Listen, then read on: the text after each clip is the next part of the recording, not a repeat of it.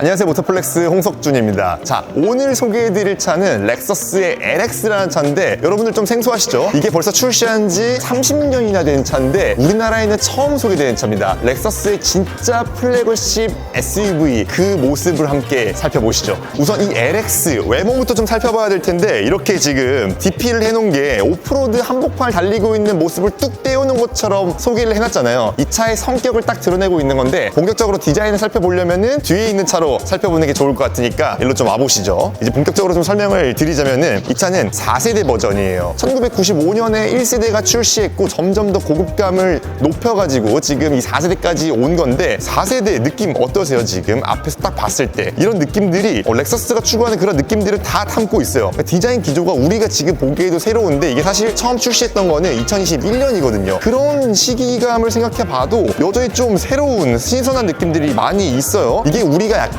LX라는 차가 익숙하지 않아서 그런 것 같은데 옛날에는 이렇게 크게 펼쳐놓은 그릴 디자인들이 되게 괴랄해 보이고 그런 느낌들이 있었는데 요즘에 보면은 이게 그냥 존재감으로 다가온다는 거죠. 요즘에 그릴 디자인을 되게 평면적으로 없애고 전기차 시대에 맞춘다고 하는 그런 발걸음들 보니까 차가 되게 밋밋해 보이는 그런 면들이 있잖아요. 오히려 다시 보면은 이때 디자인이 더 뭔가 향수를 불러일으킨다 그런 느낌이 든달까요? 그래가지고 이 안의 디자인이 조화를 이루기 위해서 조금 더 보니 위를 더 높여놨습니다. 이게 뭔가 파워돔을 연상케 하면서 안에 있는 엔진의 힘 같은 것도 되게 우락부락해 보이는 그런 이미지를 강조해 보이는 것 같고, 그리고 일반적으로 렉서스가 이 위로 이렇게 보닛을 높게 올려 치켜 세우진 않는단 말이에요. 근데 막상 열어보면은 엔진도 되게 낮게 돼 있어요. 이게 무슨 말이냐면은 이건 존재감을 위해서 좀 부풀려 놓은 그런 디자인이라는 거죠. 확실히 제가 이렇게 옆에 서 있어도 차가 작아 보이지 않죠? 그래서 앞에 디테일 요소 같은 것들을 살펴보면은 보통 이렇게 세로로 강조되어 있는 디자인들 안에는 세로 패턴을 넣거나 뭔가 격자 무늬를 넣어가지고 존재감을 키우기 마련인데 얘는 그냥 덩치 자체가 아주 크다 보니까 그냥 당당하게 가로 패턴으로 층층 쌓아버렸어. 그러니까 차의 존재감이 더 드러나는 것 같아요. 그리고 이 옆에 램프 같은 것들도 보시면은 일반적으로 우리가 보던 렉서스 램프보다 조금 더 두꺼운 형상으로 되어 있어요. 이게 뭘 뜻하냐면은 전반적인 사차 비율을 생각했다는 거예요. 우리가 알고 있는 렉서스들을 약간 더 이렇게 빵빵하게 부풀려 올린 거죠. 그래가지고 램프가 조금 더 두꺼워 보이고 존재감을 더 강조하고 있습니다. 그런 와중에 약간 잘 달릴 것 같은 이미지도 넣어놓은 게 뭐냐면은 이 아래쪽에 공기 흡입구 있잖아요. 이게 실제로도 기능을 하는 그런 공기 흡입구예요. 근데 이게 이렇게 커. 이거는 어떻게 영상으로 안 담길 것 같아요. 어마어마하다라는 거 볼 수가 있습니다. 자, 이제 옆으로 가서는 본격적으로 이 차 성격이 좀 드러나는데 이 차 길이가 지금 여러분 5.1m 정도가 됩니다. 이 차의 경쟁차들을 좀 살펴보면은 이 차의 길이가 그렇게 길진 않아요. 근데 존재감이 왜 그렇게 도드라지냐 했을 때는 이 높이 때문이거든요. 높이가 여러분 지금 보세요. 제가 이렇게 서 있어도 얘가 좀 더 크죠? 이게 1.9m예요. 엄청 높은 차고 높이를 확인할 수가 있고 그런 모습을 강조하는 게 이제 앞에서부터 쭉 치고 올라온 이런 실루엣들 딱 투박스 형태로 돼 있어가지고 전통적인 SUV 형상을 고스란히 따른다는 걸 볼 수가 있어요. 그 독특한 거는 요즘에 A필러 이렇게 바짝 세운 차 많지 않잖아요. 이런 느낌이 조금 다부진 느낌의 SUV 형상을 가져가게 만드는 요소라고 볼 수가 있을 것 같습니다. 정말 당당해 보여요. 여기서 한층 더 단을 올려가지고 쭉 세웠는데도 이렇게까지 존재감이 있다고? 그리고 여기 옆에 이렇게 부풀려 놓은 면 같은 것도 전반적으로 되게 깔끔하게 처리해 놓은 이런 면들이 보이지만 이렇게 부풀려 놓으면서 입체감들도 굉장히 뛰어나고요. 그리고 옆에 이런 휠 아치 같은 거 봐봐. 진짜 이렇게 큰 두께감을 가진 차 진짜 오랜만에 봅니다. 아니 캐딜락 에스컬레이드 같은 거를 봐도 이 정도는 아니거든요. 뭔가 LX 일본 차에서 이런 걸 기대할 수 있었나 싶을 정도로 굉장히 부피감을 강조하고 있어요. 그래서 이 안에 휠 같은 것도 좀 살펴보자면은 우리가 일본 차 휠 볼 때 유난히 좀 반짝거리는 그런 느낌들을 볼 수가 있잖아요. 근데 요즘에 또 유행하니까 약간 건메탈 색감으로 마무리를 해놨는데 요즘에 휠을 얇아 보이게 하기 위해서 다이아몬드 커팅 넣고 뭐 검은색 장식 넣고 이런 기믹 같은 거 전혀 부리지 않았습니다. 그러니까 이 자체로 어마어마한 크기를 자랑하는데 타이어는 지금 265mm의 트레드폭을 가지고 있는 거고 휠 사이즈 지금 짐작이 좀 되세요? 이게 비율적으로 보면은 되게 작아 보이는데 막상 보면은 22인치입니다. 판평비가 50이야. 50이면은 타이어 두께도 두꺼운데 휠도 크니까 이 커다란 휠아치를 다 채우고 있는 거죠. 이러니까 이 차의 성격이 또 드러나는 거죠. 이 차는 오프로드를 본격적으로 달리기 위해서 만들어 놓은 차라는 걸 알 수가 있는 부분인데 여기 안에 보면은 지금 더블 시본 형태로 서스펜션 구조가 되어 있어요. 그리고 안에 스프링도 보이고 일반 유압식 스프링을 쓰고 있는데 여러분 이거 간계를 조절해 해가지고 차고 높이를 또 2단계 이상으로 더 높일 수가 있다고 합니다. 그래서 물이 실제로 얼마만큼 차냐면은 한 이 정도 찬다 그래요. 70cm. 이게 일반적으로 오프로드를 잘 달리는 SUV들, 뭐 지프 랭글러 같은 것들을 보더라도 70cm까지 차오르는 물 깊이를 감당하기 힘들거든요. 근데 지금 이 차는 70cm까지 도강을 할 수 있다는 거 참 놀라운 부분이에요. 그렇게 해서 시야를 이제 조금 더 뒤쪽으로 다시 이동을 해보자면은 이게 요즘에 나오는 차들이 다시금 이제 이 개방감을 강조하기 위해서 노력을 하고 있는데, 옛날에 한창 벨트라인이 엄청 높아지고 유리창이 좁아지던 그런 때가 있었어요. 그리고 옛날 같았으면은 이 벨트라인이 조금 더 높고 유리창은 한 여기까지 왔겠지, 똑같이. 그래서 전반적인 유리창의 개방감이 그렇게 크지 않았을 텐데, 이 차 보시면은 지금 여기 높은 라인에서 다시 끌어내려가지고 유리창 넓이를 더 크게 만들어 놓은 겁니다. 지금 안에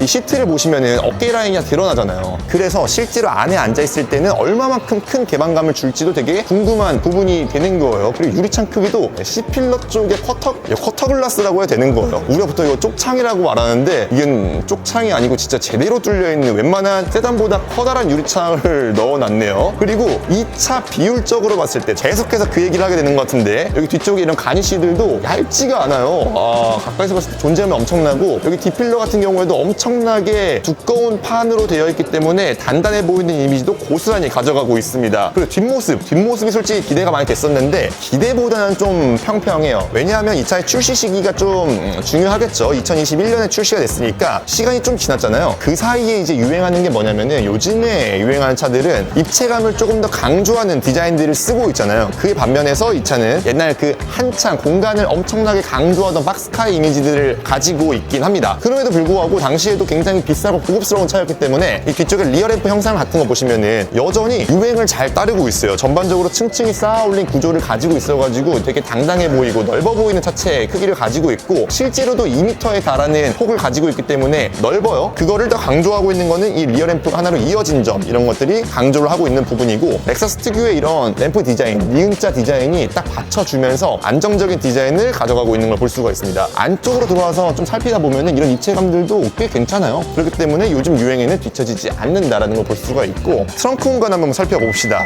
이게 아무래도 4인승 가장 비싼 버전이거든요. 그래서 뒤쪽 트렁크 공간은 조금 손해를 볼 수밖에 없을 거예요. 왜냐하면 2열 시트를 엄청나게 고급스러운 거의 비행기 1등석 수준의 시트를 넣다 보니까 이렇게 트렁크 공간에서 좀 손해를 볼 수밖에 없지만, 이거는 이제 4인승 버전은 많은 분들이 선택할 만한 그런 사양은 아니거든요. 그런 걸 제외하고 이 막이 없다고 판단했을 때는 충분히 넓은 공간을 보여줍니다. 뭐 공간이 뭐야, 이 정도면은 풀사이즈 유모차 2개도 넣을 수 있을 정도의 공간이고요. 골프백으로 살펴보자면은 한 6개 정도 들어갈까? 어떻게 생각하세요? 진짜 큽니다. 이거는 뭐 수치적으로 볼 필요가 없을 정도의 공간감이라서 아쉬움이 없습니다. 그리고 이 차는 본격적인 오프로드를 탐험하는 차기 때문에 기능성도 좀 신경을 써야 되는데, 여기 보시면은 옆에 220V 소켓도 분명히 일본 차잖아요. 근데 220V 딱 소켓 정확하게 동그라미로 잘 되어 있는 것도 볼 수가 있습니다. 이 정도 수준의 차면은 뭐 당연한 부분이겠죠. 그리고 안에 보면은 굉장히 신기한 점들이 많은데, 이제 실내로 자리를 옮겨가지고 살펴보도록 하겠습니다.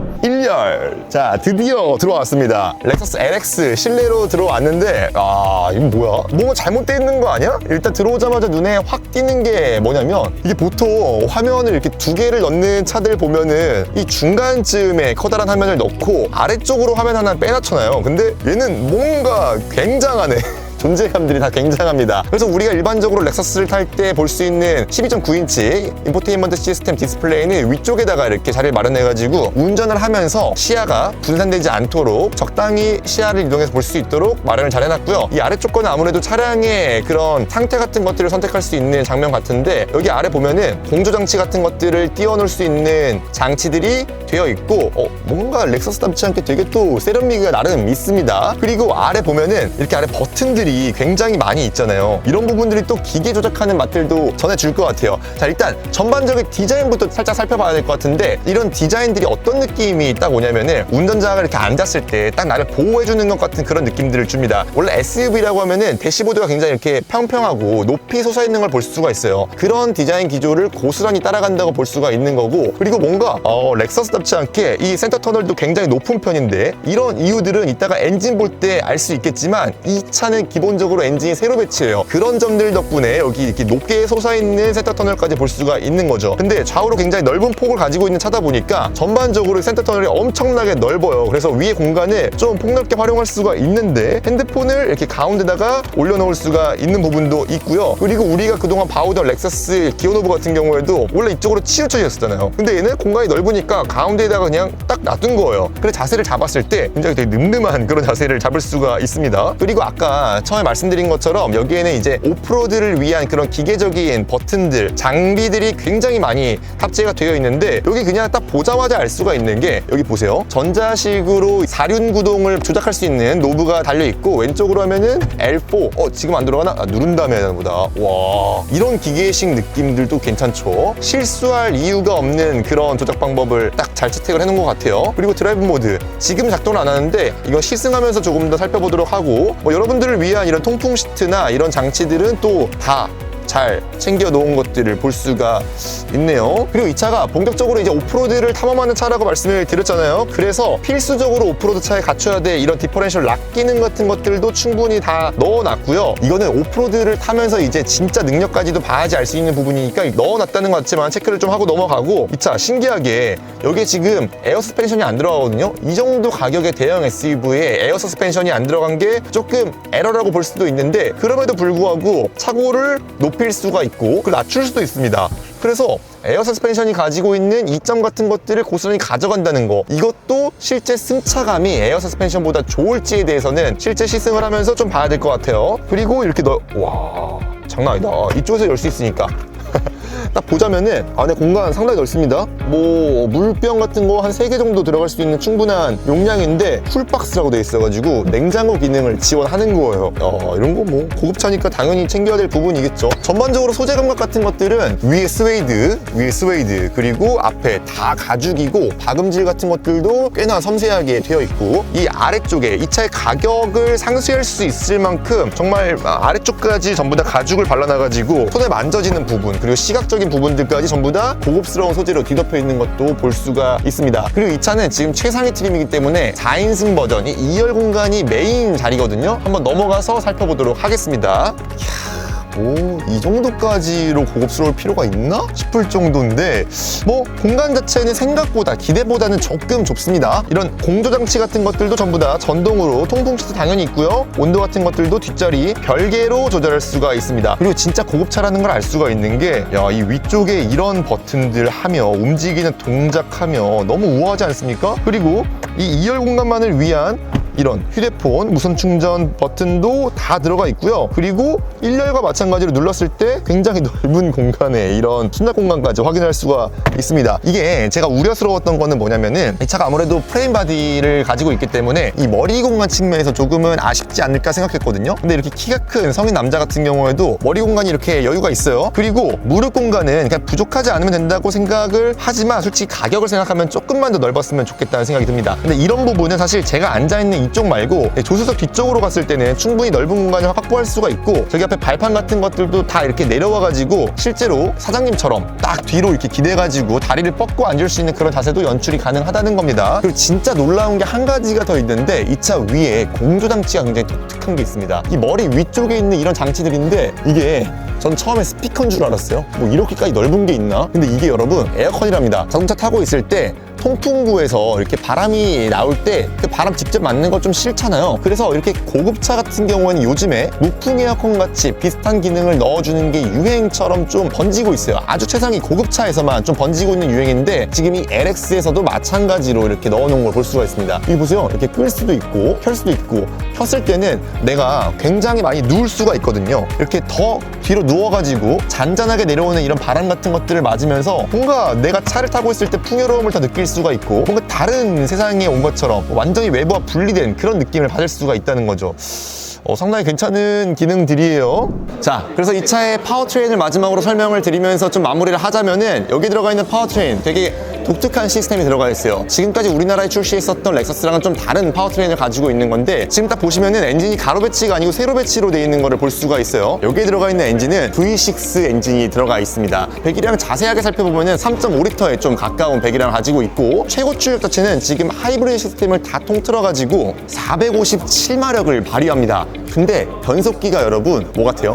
ECVT? 아니죠. 10단 자동 변속기가 붙어 있는데 이 말인즉슨 이 하이브리드 시스템이 병렬 시스템으로 구성이 되어 있다는 거예요. 우리가 흔히 토요타의 하이브리드 방식을 얘기할 때 직병렬 방식의 하이브리드를 생각하잖아요. 조금 더 연비에 치중한 그런 느낌들을 강조하는데 이렇게 커다랗고 고급스러운 차에는 사실 어울리지 않는 시스템이긴 해요. 엔진음도 약간은 거칠고 조금 고RPM을 항상 치고 있어야 되는 그런 엔진이잖아요. 그래서 여기에 들어가 있는 파워트레인 시스템이 어떤 느낌을 전해줄지 상당히 궁금한 부분들이 있습니다. 실제로 450마력이 넘는 출력 가지고 있기 때문에 이 커다란 자체를 움직이기에도 그렇게 부족함이 없을 것 같고요. 실제로 타보면서 어떤 느낌이 들지는 당장 이번 주에도 시승할 기회가 있으니까 그때 본격적으로 살펴보도록 하고, 마지막으로 이 차의 가격을 좀 설명을 드려야 될 것 같은데, 자, 이 차의 가격이 여러분 가장 기본형이 지금 얼마야? 오버트레일 버전인데 1억 6,500만 원대의 가격표를 붙이고 있습니다. 그리고 럭셔리가 1억 6,700만 원대의 가격표를 붙이고 있고, 그리고 VIP 아까 봤던 저 4인승 버전 같은 경우에는 거의 2억 원에 육박하는 가격표를 붙이고 있습니다. 경쟁차로 꼽히는 게 이제 캐딜락 에스컬레이드 이런 차들이 꼽힐 텐데 그런 차들보다 조금 더 비싼 가격표를 붙이고 있어요. 그런 값어치를 어디서 할 수 있을지는 명확하죠. 승차감이나 오프로드 주파 능력일 텐데 이런 점들은 곧 있을 시승에서 본격적으로 알아보도록 하면서 저희는 또 다음 영상에서 찾아뵙겠습니다. 감사합니다.